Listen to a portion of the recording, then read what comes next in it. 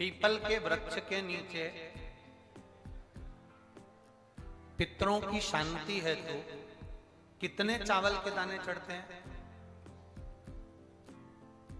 अगर कोई ब्राह्मण ने कह दिया तुम्हारे यहाँ पितृ दोष है, 1 रुपया कमाते हो, 1.25 रुपये खर्च होता है, तुम्हारे पास में पैसा टिकता नहीं, तुम्हारे यहाँ पितरों का दोष है, तो तुम एक चावल का दाना अगर आप कहे कि पीपल के वृक्ष के नीचे दिया लगाओ, पीपल के वृक्ष के नीचे आप जल चढ़ाओ या महादेव के मंदिर में 1 लोटा जल चढ़ाओ, तो हम कहते हैं ना कि प्रदोष के दिन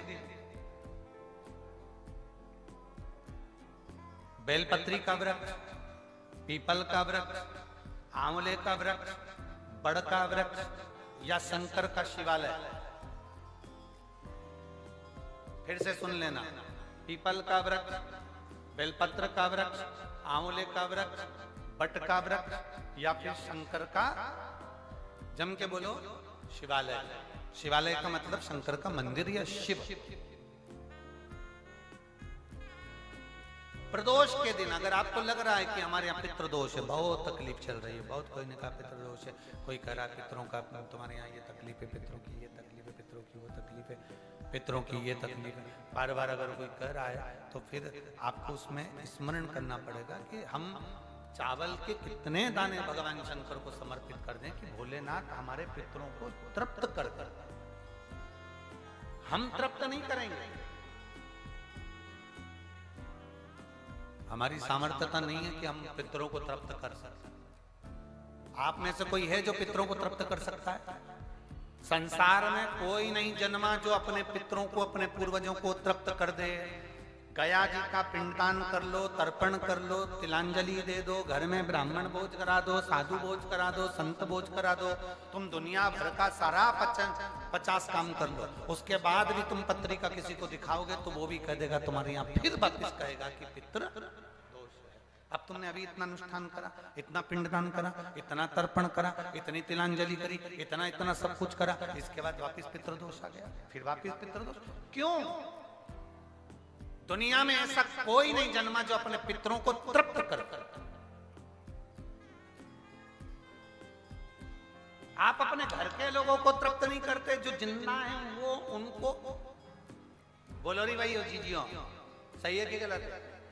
जो जिंदा हैं, माँ बाप अपने बेटे के लिए कितना भी कर ले, कितना भी, आखिरी में एक दिन बेटा कह देता तुमने हमारे लिए क्या किया। बहू के लिए कितना कर लो, आखिरी में बहू कह देगी वो तो जेठानी को ज्यादा करती है, देवरानी को ज्यादा करती है, हमको करती है, अपनी ननद को ज्यादा करती है, बेटी को ज्यादा करती है, बेटी को लगता है कि बहू को ज्यादा करती है, दामाद को लगता है बेटी को ज्यादा करती है, नाती पंती सबको कितना भी कर लो, तुम अपने अड़ोसी पड़ोसी तुम्हारे रिश्तेदारों को तुम कितना भी दे लो, कितना भी कर लो, पर जब ये तृप्त नहीं हुए तो वो बोलो तो कैसे हो जाएगा? अपनी सामर्थ्यता है, अपनी सामर्थ्यता है कि अपन तृप्त कर ले उनको। अपनी कोई सामर्थ्यता नहीं है कि अपन पितरों को तृप्त कर ले, या अपनी सामर्थ्यता के अंतर्गत नहीं, ये अपनी सामर्थ्यता नहीं है कि हम अपने पूर्वजों को, अपने पितरों को तृप्त कर। तृप्त कौन करेगा?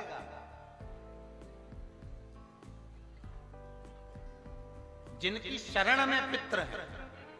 वास्तु के देवता भगवान शंकर, काल सर्प दोष के देवता भगवान शंकर, जितने दोष होते हैं पितृ दोष के देवता भगवान शंकर, तो हम तृप्त नहीं कर सकते। अगर इनको तृप्त करेंगे तो देव अधिदेव महादेव करेंगे। आप 7 चावल के दाने, या तो पीपल, बेलपत्र, प्रेशर गला पकड़ रहा हल्का सा, पीपल, बेलपत्र,